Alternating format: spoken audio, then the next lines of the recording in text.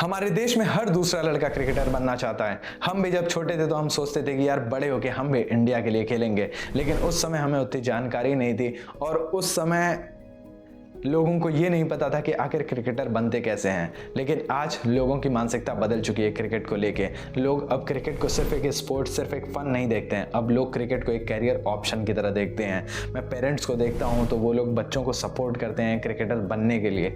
वो ये चाहते हैं कि आप प्रोफेशनल क्रिकेट खेलिए। लेकिन अभी भी बहुत सारे लोगों को ये नहीं पता है कि आखिर क्रिकेटर बनते कैसे हैं और क्रिकेटर बनने का रोड मैप क्या है। तो आज के इस वीडियो में मैं लेके आया हूँ कंप्लीट रोड मैप कि कैसे आप एक क्रिकेटर बन सकते हैं। और अगर कोई पेरेंट ये वीडियो देख रहा है जो अपने बच्चे को क्रिकेटर बनाना चाहता है तो कैसे अपने बच्चे को इंडिया में एक क्रिकेटर बना सकता है। तो चलिए शुरू करते हैं। सबसे पहले तो ये जान लेते हैं कि क्रिकेट की शुरुआत करने के लिए सबसे आइडियल एज क्या होती है। तो अगर पहले का समय होता तो 10 साल सबसे परफेक्ट एज थी। मतलब कोई बच्चा 10 साल का है तो वो अपने क्रिकेटिंग करियर की शुरुआत कर सकता था। लेकिन जब से वैभव सूर्यवंशी और आयुष मात्रे जैसे प्लेयर आए हैं जो बहुत कम एज में आईपीएल जैसे बड़े लेवल पर डोमिनेट कर रहे हैं, तो वो स्टार्टिंग नंबर भी अब चेंज हो चुका है। अब अगर 6 से 7 साल की एज में कोई लड़का क्रिकेट की शुरुआत करता है तो बहुत अच्छा है। जितना जल्दी लड़का हार्ड बॉल से प्रोफेशनल क्रिकेट से इंट्रोड्यूस हो जाए उतना अच्छा है। लेकिन इसका मतलब ये नहीं है कि अगर आप 12 या 14 साल के हैं तो आप क्रिकेटर नहीं बन सकते हैं। हाँ, आपको मेहनत थोड़ी सी ज़्यादा करनी पड़ेगी। वैभव सूर्यवंशी और आयुष मात्रे जितनी कम एज में तो आप सब नहीं अचीव करेंगे, लेकिन धीरे धीरे आपको सब मिल जाएगा। लेकिन अगर कोई 16-17 साल के ऊपर का लड़का है और अब वो क्रिकेटर बनने की शुरुआत करना चाहता है तो मेरे हिसाब से उसे ये सपना छोड़ देना चाहिए, क्योंकि आने वाले टाइम में उसे खुद रियलाइज़ होगा कि कंपटीशन कितना बढ़ चुका है। आप जितनी 2 साल से मेहनत करोगे उतना कोई लड़का पीछे 8-8 साल से मेहनत करके बैठा हुआ है और वो हो सकता है कि आसानी से आपको ओवरटेक कर जाए। लेकिन फिर भी इसका ये मतलब नहीं है कि आप क्रिकेटर नहीं बन सकते हैं। आपके चांसेस हैं, लेकिन वो चांसेस बहुत कम हैं। हो सकता है कि लाइफ में आप कहीं के ना रहें। इस वजह से मेरी राय यही है कि अगर आप 16-17 साल से ऊपर के हैं तो आपको क्रिकेटर बनने का सपना छोड़ देना चाहिए। खैर, मेरी इस बात से या किसी और की बात से आपको बहुत फर्क नहीं पड़ना चाहिए। आपकी लाइफ है, you should give a try. But अगर स्टैट्स के हिसाब से आप देखें और फैक्ट्स के हिसाब से आप देखें तो इस एज से क्रिकेटर बनना बहुत टफ काम है। तो चलिए अब समझते हैं कि कैसे एक नॉर्मल प्लेयर एक प्रोफेशनल प्लेयर बन सकता है, कैसे वो टीम इंडिया के लिए खेल सकता है। सबसे पहले अगर आपने कोई एकेडमी नहीं ज्वाइन किया है तो आप एक एकेडमी ज्वाइन कर लीजिए जहाँ पे आपके बेसिक्स तो स्ट्रांग हो ही जाएं, साथ ही साथ आपकी फाउंडेशन स्ट्रांग हो जाए। उसके बाद अगर बात किया जाए सिलेक्शन की, तो सिलेक्शन का प्रोसेस कुछ इस तरीके से होता है। हर साल जो स्टेट एसोसिएशन होता है, मतलब कि जैसे उत्तर प्रदेश है तो उत्तर प्रदेश क्रिकेट एसोसिएशन हर डिस्ट्रिक्ट से प्लेयर्स को सेलेक्ट करता है। अब वो सिलेक्शन का प्रोसेस ऐसे होता है कि फॉर्म्स आते हैं ऑनलाइन। हर डिस्ट्रिक्ट का प्लेयर अपने डिस्ट्रिक्ट के साथ वो फॉर्म भरता है, फिर डिस्ट्रिक्ट्स में उसके ट्रायल होते हैं, डिस्ट्रिक्ट की एक टीम बनती है और उस टीम में जब आप सेलेक्ट होते हो तो आपको खेलने को मिलते हैं बाकी आसपास के 3-4 डिस्ट्रिक्ट्स के खिलाफ मैच, और वहाँ पे आपको परफॉर्म करना होता है। जब आप वहाँ अच्छा परफॉर्म करते हो तो आप एक जोन लेवल पे सेलेक्ट होते हो, मतलब 5-6 डिस्ट्रिक्ट्स की मिला के एक बनाई हुई टीम। और फिर जब आप अलग अलग जोन के खिलाफ आपको मैचेस मिलते हैं, उस जोन के मैचेस में भी आपको परफॉर्म करना पड़ता है और उसके बाद एक टीम बनती है 60 प्लेयर्स की, मतलब यूपी के टॉप 60 प्लेयर या फिर किसी और डिस्ट्रिक्ट के टॉप 60 प्लेयर। उसके बाद वहाँ पे 4 टीम बना के फिर से मैचेस होते हैं और उसमें से सिलेक्शन होता है फाइनल 30 का।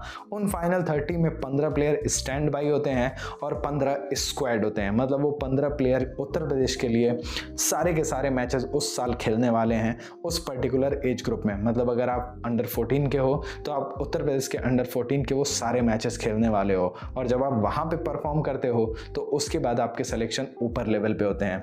मतलब जब आप बाकी स्टेट्स के खिलाफ खेलते हो उन 15 की टीम में सेलेक्ट होने के बाद, तो वहाँ पे लोग आपको स्पॉट करने आते हैं। अच्छा टैलेंट देखते हैं तो लोग वहाँ से फ्रेंचाइजीज अपनी टीम में ले लेती हैं। फॉर एग्जांपल मुंबई की फ्रेंचाइजी बहुत अच्छा करती है इन सारी चीज़ों को। वो बहुत कम एज से ही प्लेयर्स को स्पॉट करती है और उन्हें मौका देती है। और शायद यही वजह है कि अब पेरेंट्स या फिर लोगों का माइंडसेट चेंज हो गया क्रिकेट को लेके। पहले जब आप इस लेवल तक खेलते थे, उस लेवल तक खेलने के बाद भी लोग आपको रिकॉग्नाइज नहीं करते थे, लेकिन अब बहुत जल्दी एक्सपोजर मिल जाता है। तो ऐसे होता है सिलेक्शन एक स्टेट की टीम तक। अब स्टेट के बाद आपका टोटल फोकस होता है और सिलेक्शन इस बेसिस पे होता है कि आप कितना अच्छा परफॉर्म कर रहे हो उन मैचेस में। अगर आप अच्छा खेल रहे हो तो 1 से 2 साल के अंदर ही आप हो सकता है कि ऊंचे लेवल पे मैच खेल लो या फिर आईपीएल की कोई फ्रेंचाइजी आपको अपनी टीम में ले ले। आज जब हम देखते हैं कि कोई अनकैप्ड प्लेयर बहुत बढ़िया प्राइज लेके जाता है तो हम हैरान हो जाते हैं, लेकिन उसके पीछे उसकी डोमेस्टिक क्रिकेट की मेहनत होती है। वो बाकी स्टेट्स की टीम के खिलाफ अच्छा खेला होता है और उस फ्रेंचाइजी के लोग उसे स्पॉट किए रहते हैं पहले से ही कि ये प्लेयर आगे हमें बहुत ज़्यादा रिटर्न देगा, इसे पहले ही सिलेक्ट कर लो। उसके बाद अगर आईपीएल में आपके 1-2 सीज़न अच्छे चले जाते हैं तो फिर टीम इंडिया में आने में आपको देर नहीं लगती है। लेकिन ज़्यादातर आईपीएल से सिलेक्शन जो होते हैं वो T20 क्रिकेट के लिए होते हैं। अगर बात करें रेड बॉल की या फिर ओडीआई क्रिकेट की, तो उसका कंप्लीटली फीचर होता है कि कैसा आप डोमेस्टिक क्रिकेट खेल रहे हो, कैसे आप रणजी ट्रॉफी खेल रहे हो, कैसे आप रेड बॉल क्रिकेट खेल रहे हो। इंडिया की डोमेस्टिक सर्किट बहुत ज़्यादा हेल्प करती है इंडिया की टेस्ट टीम और इंडिया की ओडीआई टीम बनाने के लिए। तो ये होता है कंप्लीट प्रोसेस कि कैसे आप एक डिस्ट्रिक्ट लेवल से टीम इंडिया तक पहुँच सकते हो। हालांकि इसमें लक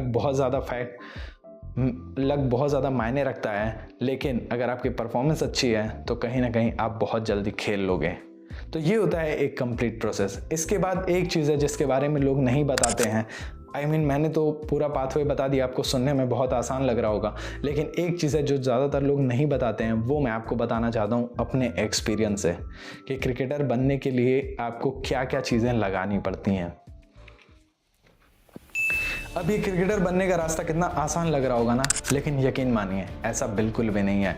एक क्रिकेटर बनना बिल्कुल इजी नहीं है। 130 करोड़ की आबादी में मुश्किल से 11 से 20 प्लेयर टीम इंडिया के लिए खेलते हैं, तो आप खुद समझ सकते हैं ये कितना मुश्किल काम है। अब एक चीज़ जो मैं कह रहा था जो बहुत सारे लोग नहीं कहते हैं, वो ये थी कि हर एक प्लेयर को एक इमोशनल सपोर्ट की ज़रूरत होती है।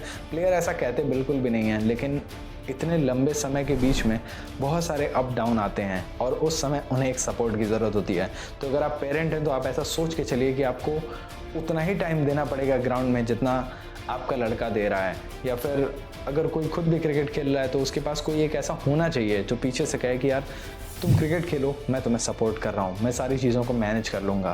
क्योंकि क्रिकेट खेलने के लिए आपको एक फ्री माइंड चाहिए होता है जिससे आप बेहतर क्रिकेट खेल सकें। अगर आप बहुत बर्डन लेके खेल रहे हैं, दिमाग में बहुत सारे थॉट्स हैं, तो ना चाहते हुए भी आपके क्रिकेट पे बहुत ज़्यादा इम्पैक्ट पड़ने वाला है। तो मेरे हिसाब से एक क्रिकेटर के पीछे कोई ना कोई सपोर्टर ज़रूर होना चाहिए। दूसरी चीज़ ये कि cricket is not a cheap game. मतलब यार क्रिकेट एक्सपेंसिव है, ये बहुत सारे लोग बोलते नहीं हैं। लोग टीवी पे दिखाते हैं स्टोरीज़ कि यार रिक्शे वाले का लड़का क्रिकेटर बन गया, गरीब घर का लड़का क्रिकेटर बन गया, लेकिन ऐसा होता बहुत कम है। ये सब एक्सेप्शनल केसेस हैं। बहुत सारे लोग इसकी वजह से बर्बाद हो चुके हैं क्योंकि क्रिकेट महंगा है, इक्विपमेंट्स महंगे आते हैं, बैट महंगा आता है, बॉल महंगी आती है, शूज़ महंगे आते हैं, सारी चीज़ें महंगी हैं, लेकिन इसके बारे में कोई खुल के नहीं बोलता है। तो इन सारी चीज़ों को भी मैनेज करना पड़ता है एक प्लेयर को, और अगर आप ये सारी चीज़ें मैनेज कर सकते हैं तो all the very best. I hope कि आप क्रिकेटर बने, बस इन सारी चीज़ों को मद्देनज़र रखते हुए इसको आप बहुत अच्छे से मैनेज करिएगा। और मैं विश करना चाहता हूँ उन सारे क्रिकेटर्स को जो स्ट्रगल कर रहे हैं उसके बाद भी लगे हुए हैं, क्योंकि एक क्रिकेटर के कैरेक्टर से हमें बहुत सीखने को मिलता है। और अगर आप पेरेंट हैं और आप अपने बच्चे को क्रिकेटर बनाना चाहते हैं तो आपने बहुत सही डिसीजन लिया है, क्योंकि वो क्रिकेटर बने या ना बने, आई होप वो बने, लेकिन अगर नहीं बनता है तो उससे बेहतर इंसान कोई नहीं हो सकता है, क्योंकि क्रिकेट हमें बहुत कुछ सिखा देता है। तो दोस्तों, ये था कंप्लीट रोड मैप कि कैसे एक नॉर्मल प्लेयर एक प्रोफेशनल क्रिकेटर बन सकता है, कैसे वो टीम इंडिया के लिए खेल सकता है। मैं उम्मीद करता हूँ कि आपको वीडियो पसंद आई होगी। अगर आप चैनल पर नए आए हैं तो चैनल को सब्सक्राइब कर दीजिएगा। वीडियो अगर आपको पसंद आई हो तो वीडियो को लाइक ज़रूर कर दीजिएगा। साथ ही साथ शेयर कर दीजिएगा उन लोगों के साथ जिन्हें इस वीडियो की ज़रूरत है, जो ऐसा सोच रहे हैं अपने लड़के को या खुद भी क्रिकेटर बनने के लिए। Thank you.